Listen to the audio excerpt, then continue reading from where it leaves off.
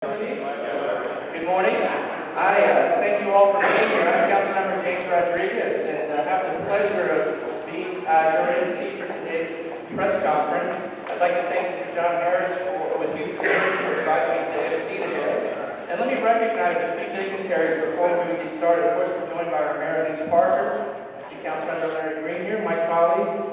We have several representatives of our Houston First Corporation, Katie Caldwell. Raise your hand, please. Irma Diaz-Gonzalez. Irma. We have Mr. Dick Rabineau, Mr. C.C. Connor, the Cleveland Board, Mr. Dion Warner, Mr. David Solomon. We're also joined by Mr. Doug Childers, Principal for Forest Architects, Richard D., President of the Houston Gulf Coast Building and Construction Trade, Mr. Bob Beard, Central Houston, Downtown Houston, Mr. Rick Lord, UA Gulf Coast District Council Number 1. We also have Mr. Richard Straw, the Harris County AFL-CIO. Richard, thank you for being here. Ms. Hedge from Unite here out of San Francisco. Thank you for being here. And Mr. Willie Gonzalez, President of Unite here in Houston. Willie, thank you for being here. Before I turn the floor over to Mayor Parker, let me say what an exciting day it is for the city of Houston and our downtown area.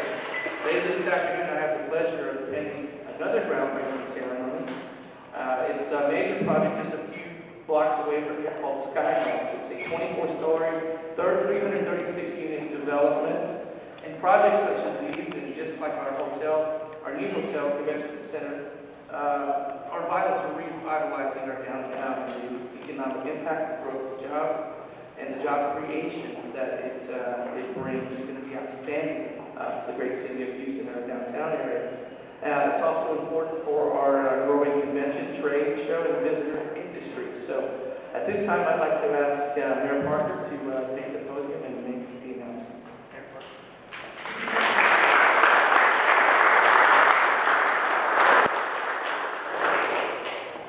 Today is another big step forward in meeting a big priority for our city, adding more hotel rooms in downtown, adding the right type of hotel rooms downtown, adding them in such a way that it enhances the entire convention center complex, and of course adding them in such a way that I think this new hotel is going to be a destination in and of itself.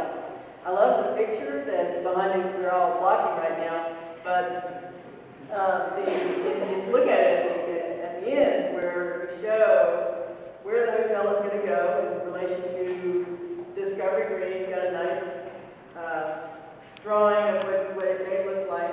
But what's interesting is what's here in addition and what's missing. One of the things that's here is that if you look at where the front of the George R. Brown Convention Center is, it's got some strange things on the plaza. We are moving to put more retail on city services down in our convention area. And then what's missing is the garage that the city is going to build just north of the George R. Brown Convention Center. So this new hotel is the keystone of a complete redevelopment of that end of the George R. Brown, in addition to taking the wonderful things that we have along with George R. Brown, the Hilton Americas, Discovery Green, and adding a little icing on the cake, which is putting some more retail over in that area.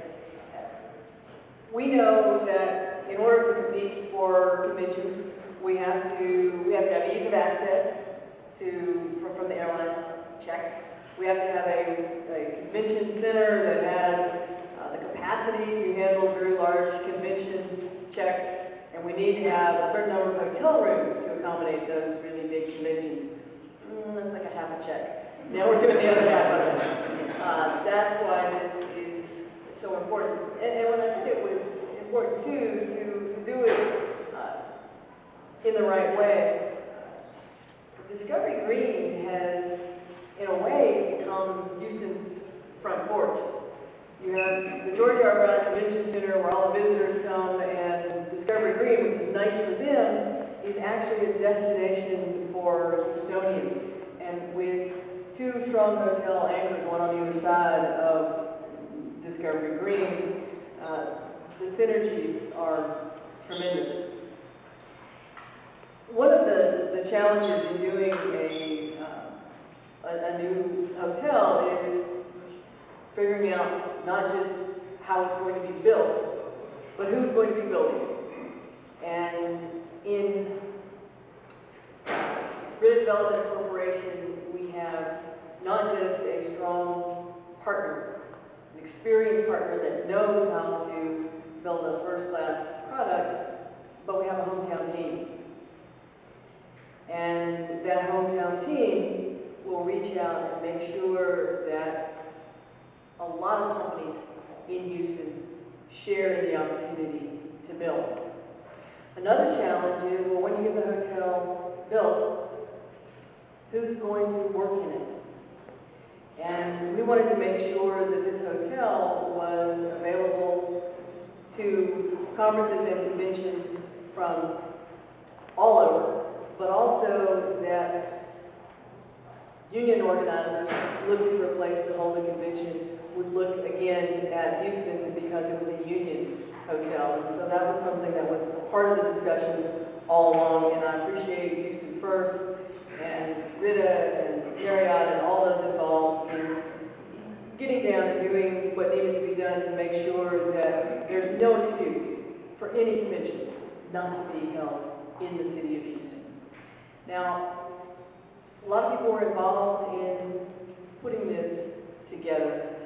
I want to thank the Houston First Board, and particularly Rick Campo as the chair.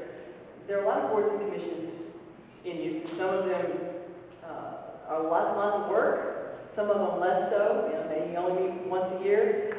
Houston First Board is one that is engaged, active, and has been working hard to create what will not just be a wonderful amenity, but will be another economic driver for downtown.